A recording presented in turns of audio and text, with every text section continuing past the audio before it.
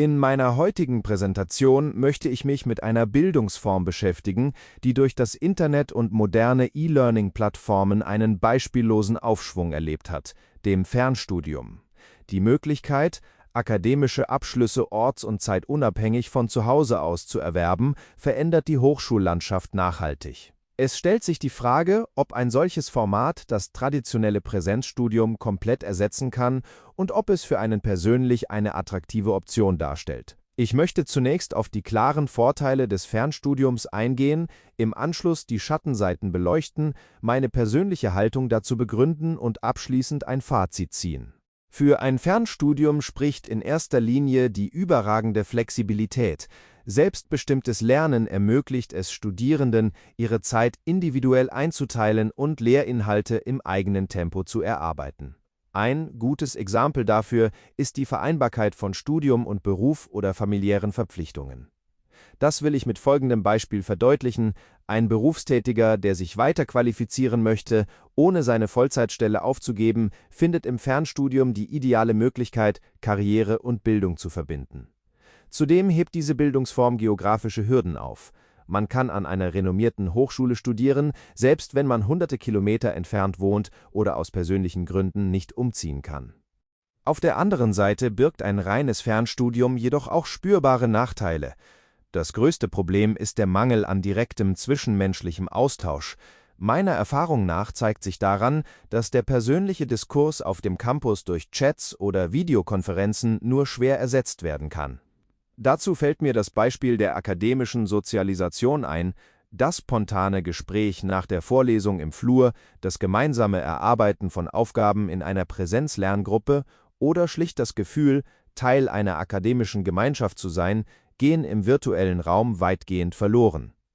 Zudem erfordert ein Fernstudium ein enorm hohes Maß an Selbstdisziplin und Durchhaltevermögen, da die Gefahr der Prokrastination und des schleichenden Abbruchs hoch ist. Zusammenfassend lässt sich sagen, dass ein Fernstudium eine hervorragende Option für ganz bestimmte Lebensphasen ist. Für mich persönlich wäre ein reines Fernstudium nur zweite Wahl, da mir das soziale Miteinander an einer Universität sehr wichtig ist. Das ideale Zukunftsmodell ist meiner Meinung nach ein hybrides Konzept, das die örtliche Flexibilität des digitalen Lernens mit regelmäßigen Präsenzphasen auf dem Campus verbindet. Ich danke Ihnen für Ihre Aufmerksamkeit und bin gespannt auf Ihre Fragen. Vielen Dank für deine überzeugende Präsentation.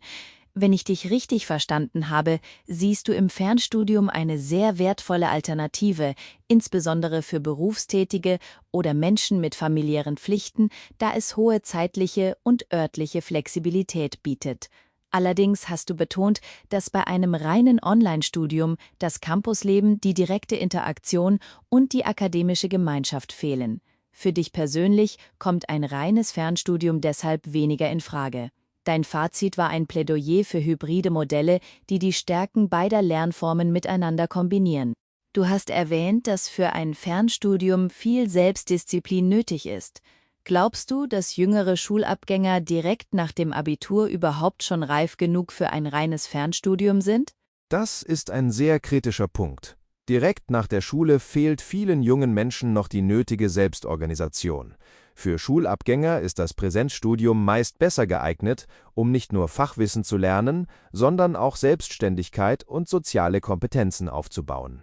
Glaubst du, dass Abschlüsse aus einem Fernstudium von Arbeitgebern immer noch als minderwertiger wahrgenommen werden als Abschlüsse von traditionellen Präsenzuniversitäten?